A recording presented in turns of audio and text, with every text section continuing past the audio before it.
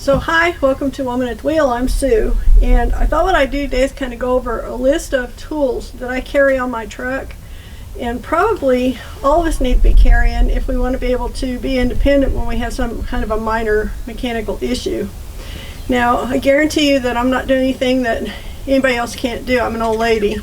So if I can make these repairs on the road, and I have, then you can do it too. You just have to be prepared with the right equipment. So this is my favorite piece of equipment, although it's extremely heavy and I have a hard time lifting it. I can actually lift it enough to get it into my lower toolbox here. And what this is, it's a 3-ton floor jack. And you get it underneath your vehicle. There's like a point underneath on your axle. You'll see it down, it's like a knuckle. You can get it under that and you can lift your vehicle up real easy, just about like this. And so you can get it up high enough to get a tire off. You don't have to have something that's going to go real high. Then you just let it back down when you're done. Another thing about this is it has this kind of a long pipe attachment. This all comes apart. It's kind of a pain to get apart because these little button things. But anyway, you can take this off and you can actually use this as a cheater bar on your regular ratchet if you need to use a ratchet to get a tire off. I'm going to kind of flip around the camera now. Okay, so basically what I've done is I've laid out here my basic tools, the ones that I carry with me. This is the stuff you want to have just in case. And I also carry some extra parts for this truck because I already know that it's going to break down in certain ways. It's done it multiple times. So one of the things I carry is a vacuum air pump. This is just to replace the one that's on it in the event that it seizes up. Now we think we've cured the problem that I was having with that by taking the guts out of it basically and turning it into an idler pulley. So this part is the only part that functions on the one that's actually in the truck. We're operating the heat off of an electrical vacuum pump that's completely separate from this, independent of the belt system. But I carry that with me just in case. These are tools that I carry to change the belt, which I have an extra belt right here. If this, for some reason, if the other one binds up, it's going to tear up the belt. I'll have to replace it, so I know I need this. And I know I need these tools to replace the belt. So what this is, you can get it at any auto parts store pretty much. It's a ratchet tension spring loosener, I think is the best way to describe it. It goes on a bolt that's on one of your pulleys, and you pull it over and it releases tension off of your belt so you can get the belt off and on. If you don't have somebody there to help you, or if you just want to do it easier, you also can make a deal like this, like Bill made me. It's just a catch to catch it over to the metal. There's a hole in the fabricated metal inside the hood. This will fit right in, and it just holds it over in the open position so that I can get that belt on and off without having to worry about hanging onto this at the same time. Pretty handy. Most of you aren't even going to need that, but if you do have a belt that breaks a lot or whatever, something like that could be really useful for you.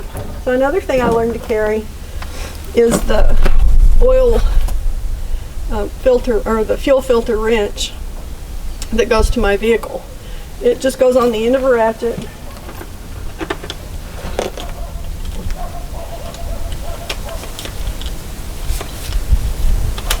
Just goes on there like that. It goes down on top of the fuel filter, and it seats in the fins on the filter lid, and then you can take it off and replace your filter. This is something that I've had to do on the road. Actually had to pay a lot of money to get it done once. If I'd just had this tool, which I tried to get but couldn't get, nobody had it where I was at. So if I'd had the tool, I would have saved myself about $60 and 3 hours of sitting there and waiting. So now I carry one with me, and we have one in the shop also. This is just a giant freaking ratchet. It's I think 3/8 and 1/2 inch combo, and this is good for like doing lug nuts or whatever, if you don't have an impact wrench, this will get the job done. And this is where you might want to use the handle from the floor jack. You can take it apart and use it as a cheater bar. You stick it over the end and it gives you more leverage. But you can actually change tire with these pretty well. A lot better than with a four-way or with one of those phony jack pry bar things they used to put in vehicles. So you want to make sure you have something like that. And you also need the socket that's going to fit your lug nuts. So you need to actually stick it on there and see if it fits them. Make sure you've got the right one. Now I've got a whole set of sockets, so I have a lot of different sizes because I also use this on trailers I pick up and haul. I have to check the lug nuts on those whenever I pick them up. But I also have a torque wrench for using that, for doing that. The next thing is open end wrenches. I've got a really good assortment of open end wrenches and a couple of little crescent wrenches. And this is just for minor stuff, you know. If some little bolt comes loose or something, you got to have something to fit it. So I carry a bag of these. Bill put me together a set of them. Then I've got my regular ratchet set, and this is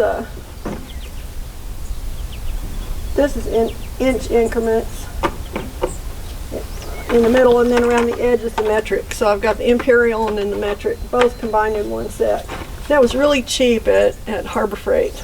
So the other thing I carry with me, I carry just some regular tools. A screwdriver. I do a lot of stuff with the screwdriver. Moving license plates or something. I've got a little tiny screwdriver. This is good when you're changing out bulbs and they're kind of rusted in. I've had that happen. I've got a set of clippers for wires, and I've got a couple little pairs of channel locks, things like that. And what I do too is I carry a little bit of extra wire with me. It's just random junk wire, but it saved my butt a couple of times when I had like lights that weren't working or something and I had to jump them or whatever. A big one is having a good tire gauge. You've got to maintain your tire pressure for safety, for one, for proper performance of your tires, and for good traction on the road. So the best way to do that, to know how your tires are, is check them with a gauge and then add air accordingly. So this is my last tool, and this is a if you can afford it type of tool. And it's not all that expensive. I think it was a little over $100 maybe. But I've used it so much already. I've only had it like a month and a half, and I've used it more than any other tool I've got. But I check lug nuts with it, and I can replace a tire, all that real easily without having to really strain myself too bad. But you got to remember you need an extra battery, and periodically you got to take your batteries in and charge them. So I do have an actual charger ready to go out in the garage. We just got the charger for it, the extra charger. That's kind of my basic list. The other thing I've got is just it's like a 2-inch, 1.5-inch thick kneeling pad. And you can get these in any auto supply or Walmart or wherever. What this will do for you is it'll save your knees. If you've got to crawl up in your engine compartment to work, you can get it under your knees. If you're on the ground, same thing. Just save your knees, you know. It's kind of a neat thing. It's more valuable than you would imagine. And they're not very expensive. So if you can afford these kind of tools, by all means, I think everybody should carry these in their vehicle. Anytime you're traveling any distance, you may not necessarily need them, like if you're just staying near home or whatever, and you're just a phone call away from help. But if you're traveling, if you're out on the road or something, it's better to be able to help yourself than to be stranded or have to pay somebody a lot of money to come and help you. The most expensive, of course, is going to be the floor jack, and you just have to check. Harbor Freight has them on sale periodically. I think I've got a 3-ton in my truck. This one's actually out of the shop, and it was a couple $100 maybe $3. But you just can't beat it. It's an awesome tool. The one thing about these floor jacks is if you're hauling it on your vehicle, you have to make sure that you're able to lift it up to store it and take it back out when you need it. And you also might want to carry a board or something flat to set it on underneath your vehicle. So if there's mud or you're not on a level surface or whatever, it gives it kind of a level surface to float on, so it won't sink down in the mud or gravel or whatever. So that's just something to think about. I hope this kind of helps. I hope it gives you an idea of the stuff you ought to have with you. Of course, there are other things you should carry with you. Especially in the wintertime, you want, a blanket or a sleeping bag in the vehicle. You want water, some kind of snacks, some kind of food. In the event that you get stranded somewhere, it's not a bad idea to have a phone charger that you can plug in so your phone's always charged while you're traveling. And I guess that's about all I can think of. But anyway, hopefully this will give you kind of an idea. And the reason I'm wearing gloves is because everything's greasy. I actually use these tools. So I hope this is useful information for you, and thanks for watching. And I'll catch you in the next segment.